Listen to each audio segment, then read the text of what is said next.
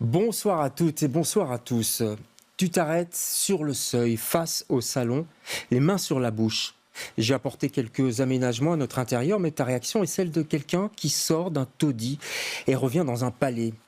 Pourquoi faut-il que tu sois si fragile tout d'un coup? Qu'est-il arrivé aujourd'hui qui fasse de toi cette femme que je désespère de revoir parfois? Personne n'a pitié des gens forts, Susanna. Extrait du nouveau roman de Kenan Gorgoun, il est l'invité de LCR ce soir.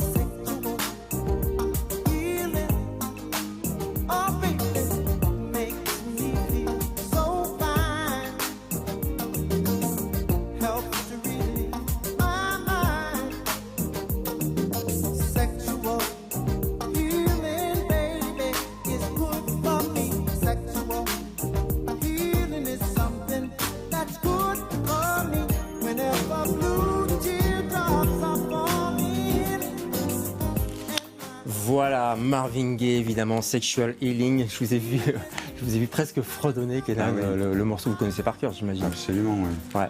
Si je l'ai pris, c'est parce que c'est un des morceaux qui scande des chapitres, parce qu'il y en a plein d'autres d'ailleurs. Hein. C'était important d'ailleurs la musique dans ce roman, et pour l'écrire, et pour le mettre en scène, j'allais dire. Mais oui, parce que je voulais que le roman lui-même ait un air de morceau pop-rock. Ouais. Et il l'a, je peux vous le dire. Oui, ok, bah super. Et je voulais vraiment, oui, que ce soit comme un vinyle avec des plages différentes. Et chaque plage, d'ailleurs, les chapitres s'appellent des tracks. Et chaque chapitre s'ouvre par effectivement une chanson qui n'est pas choisie au hasard, évidemment, mais qui crée comme ça une galaxie musicale qui est la mienne, qui est celle du roman, des personnages. Et qui raconte différemment la même histoire, je crois. Ouais, c'est vrai. Ouais. Vous êtes amusé, j'ai l'impression, avec ce roman. Ah, complètement, oui. Complètement. C'est marrant, ça se sent en tant que lecteur et lectrice oui, aussi. On le dit souvent, oui. Oui, parce qu'il y a de l'humour grinçant, on va en parler, c'est une comédie noire évidemment, et on est content aussi de vous lire, parce que vous aviez arrêté pendant un petit temps. Le dernier c'était... ça faisait 5 ans. Ouais. Ça faisait 5 ans, oui. Qu'est-ce qui s'était passé? Mais c'est toujours ambigu mon rapport à l'écriture. En fait, j'arrête jamais d'écrire, mais parfois je renonce à publier. Et là, par exemple, juste pour... voilà, j'ai 3 romans qui sont finis. Ah oui, d'accord. Donc nous, on ne le sait pas, mais vous écrivez. J'ai 3 romans finis, et pas des moindres. Mais pourquoi ils ne sont pas sortis? Ça, c'est une très bonne question. J'étais très occupé ailleurs, sur d'autres choses, d'autres formes d'écriture, notamment audiovisuelles. Ouais. Et je crois que je ne me suis pas rendu compte du temps qui passait. D'accord. Mais j'ai jamais cessé d'écrire, j'arrête pas d'écrire. Bon, bah écoutez, vous en parlerez à votre psy plutôt, peut-être, non? Pourquoi je publie pas ce que j'écris? C'était une bonne discussion. C'était le second disciple, hein, c'était en 2019. C'était le second disciple, ouais. En tout cas, le second disciple, ça se passait à Molenbeek. Vous avez écrit aussi sur Istanbul, Baltimore, etc. Ici, c'est New York. Ici, c'est New York. Ici, c'est le New York que vous aimez, que vous fantasmez. C'est le New York des séries, c'est le New York des comédies noires. C'est celui-là. C'est le New York que j'ai d'abord fantasmé, puis c'est le New York que j'ai été découvrir sur place. Ouais. C'est le New York que j'ai arpenté, exploré, expérimenté. Expérimenter, ça veut dire quoi? Expérimenter New York, c'est quoi? C'est-à-dire expérimenter New York, c'est vraiment arriver. Bon, ça prend du temps et ça prend un certain nombre d'efforts, mais à un moment donné, on cesse d'être touriste. Ouais. On devient quelqu'un d'anonyme complètement. Parmi les millions d'anonymes de New York, c'est ça qui est assez frénétique là-bas. C'est jouissif. C'est que l'anonymat à New York est assez jouissif, sincèrement. Ouais. Et la ville se suffit, nous suffit. Donc voilà, c'est ça, expérimenter New York, c'est aller dans des endroits où j'aurais aucune raison d'aller. Ouais. et y faire des rencontres que je n'aurais jamais faites. Et avec ces rencontres, m'autoriser à vivre des choses qui n'étaient pas au programme, qui auraient pu bien se passer, mal se passer, on ne sait pas. Se laisser surprendre. Oui, complètement. Complètement. Et là, New York se dévoile différemment. C'est marrant parce que vous êtes à l'opposé de l'idée qu'on peut se faire d'un écrivain qui est seul dans sa chambre avec pas sa Remington, mais enfin, je veux dire, son ordinateur qui ne bouge plus, quoi. C'est pas ça. Non, moi, vraiment, non. Et puis surtout les villes, quoi. Moi, les villes où je situe ma propre ville, Bruxelles, moi, je l'explore et je l'expérimente encore et encore. Sans cesse, quoi. Vraiment, je marche énormément dans la ville, je passe par les endroits que je connais, je passe par les endroits que je croyais connaître et puis qui ont changé entre-temps. Parce que j'ai besoin de continuer à les connaître et à connaître la ville. Et puis c'est votre ville Mais où vous avez grandi. Et c'est là qu'on se rend compte qu'une ville, c'est vivant, c'est un organisme.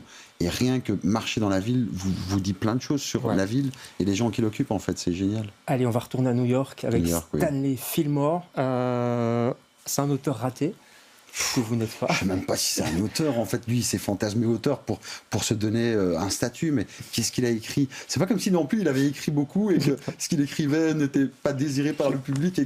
Non, en fait, il écrit même pas convenablement. En fait, il fait vaguement du journalisme culturel. C'est un dilettante, en fait.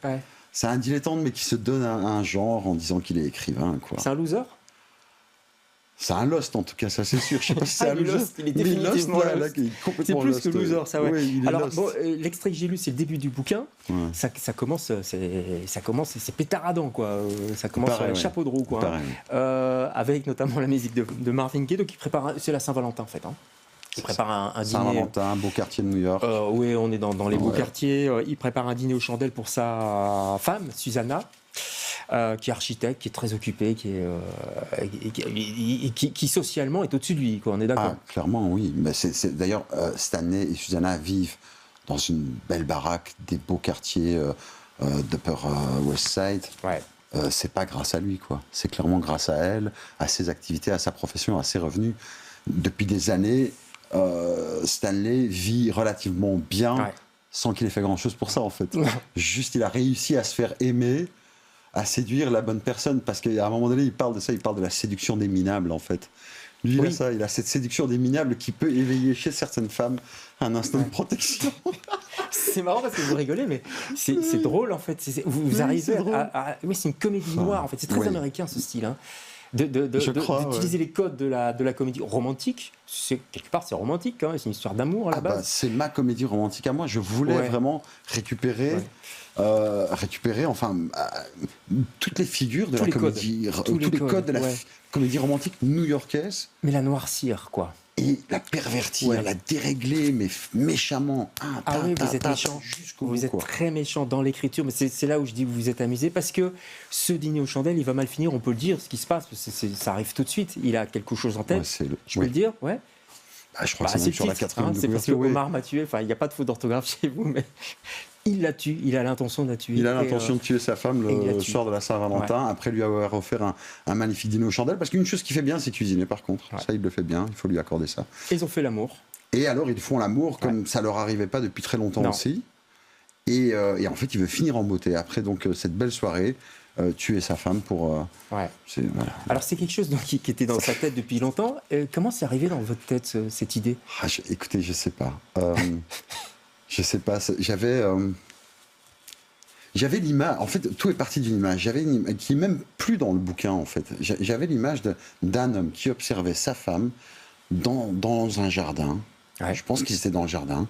C'est l'après-midi. L'homme observe sa femme qui est un peu plus loin dans le jardin. 3 quarts d'eau.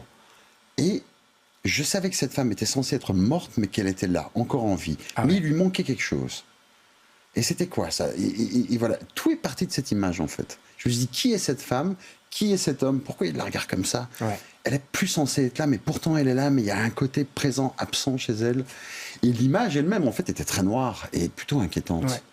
Et pendant longtemps, j'ai cru que le bouquin le serait. Et en fait, j'ai compris qu'après, non, j'avais pas du tout envie de traiter ces thèmes-là comme ça, mais plutôt sur une prose pétaradante, musicale et qui tire à vue, quoi. Ouais, qui tire ça à vue. tire à vue, Avec beaucoup d'humour. Et c'est très jouissif à lire, notamment dans les expressions, parce que vous lâchez complètement. Et en même temps, on l'aime bien, ce gars. Je veux dire, ça pourrait être un type détestable qui tue sa femme, quand même, quoi. Donc, c'est très étrange. Ouais, on s'attache à lui. C'est très étrange. Alors, il y a des retours de lecture où on en a parlé comme d'un mec détestable. J'étais pas trop d'accord, même s'il l'est. Mais il y a quelque chose d'attachant, en fait, fondamentalement. Un peu la pitié. C'est pas un sentiment super, la pitié, ceci dit. Hein. On a un peu non, pitié c'est pas un sentiment super. On a un peu pitié, mais au fur et à mesure qu'il avance dans ce... Enfin, lui-même, à un moment donné, devient lucide, quoi. Ouais. Je crois sur lui-même. Et c'est ça le pire, en fait, son drame à lui, c'est ça. C'est qu'en fin de compte, il va être obligé de reconnaître qu'il est un homme assez misérable et qu'en réalité, il n'a pas grand-chose à reprocher ni à sa femme. Au contraire, en fait. C'est ça qui est aussi intéressant, c'est que cette femme est une femme, en fait, pleine de qualité. Une femme qui, elle, était capable d'aimer et l'a vraiment aimé. C'est lui qui n'est pas capable d'aimer, en fait, ni de recevoir l'amour qu'on pourrait avoir pour lui. C'est ça qui est terrible. Et ça parle aussi du culte de la performance des couples, qu'on a du mal à suivre. La vanité sociale aussi. Qu'est-ce qu'on fait par rapport à tout ça ? Parce que lui, il vient, en fait, fondamentalement, il vient d'un milieu classe moyenne, mais plutôt tendance modeste. Ouais. Et il fait sa vie avec cette femme qui est pas moins modeste à la base, mais qui a vraiment cette ascension sociale, financière, très forte dans le monde du design new-yorkais, etc. Et ça leur offre cette belle vie. Et il sait très bien que lui, il a rien fait pour mériter cette vie-là. Et que même les mérites que Susanna pouvait voir chez lui, il n'a pas tenu ses promesses vis-à-vis d'elle. Et donc, oui, il est constamment confronté à ce truc de la performance. Ouais. Et aujourd'hui, je pense que la société nous renvoie beaucoup à ça. Nous, les hommes, je veux dire, voilà, notre statut est questionné, et il fait bien d'être questionné parce qu'on doit trouver des nouvelles façons d'être. Bien sûr. Mais ça questionne aussi le statut de la femme. Donc les femmes cherchent une nouvelle façon d'être femme. Ouais. Les hommes sont obligés de trouver des nouvelles façons d'être hommes. Et tout ça, ça pourrait être très pesant. Mais on peut rigoler aussi, quoi. Et on vit tout ça dans la tête, parce qu'on est dans la tête. C'est une histoire de soliloque de cet homme, ce fameux Stan. Je ne vous demanderai pas s'il est un petit peu vous, Stan, ça ne me regarde pas. Il nous reste très peu de temps, Kenan, pour votre coup de cœur, malheureusement. Je dis malheureusement parce que vous y tenez. C'est L'eau de toutes parts de Padura. En deux mots. Leonardo Padura. C'est un ensemble d'articles, d'essais sur, comme c'est dit dans le titre, l'eau de toutes parts, vivre et écrire à Cuba. Ouais. Et moi, j'ai un grand attachement pour l'île et pour ses habitants. C'est aussi un endroit dont j'ai ramené des souvenirs très, très puissants. Et je trouve vraiment que vivre et écrire à Cuba, c'est une expérience à part entière. Et cet homme, Padura, c'est un des plus grands auteurs vivants cubains. D'accord. Et il en parle magnifiquement. Il parle magnifiquement de Cuba, de la liberté, de l'écriture, du sens du roman. Allez, on ira voir sous vos conseils. Et notre conseil à nous, c'est celui-ci. Oublie que je t'ai tué. Il n'y a pas de faute d'orthographe du tout. Bien joué. Pas mal, hein. C'est chez La Talente. Collection Fusion. Et on comprend pourquoi Fusion des genres, évidemment. Ouais. Merci infiniment, Kenan, d'être passé chez nous. On se retrouve demain avec d'autres invités. Bonsoir.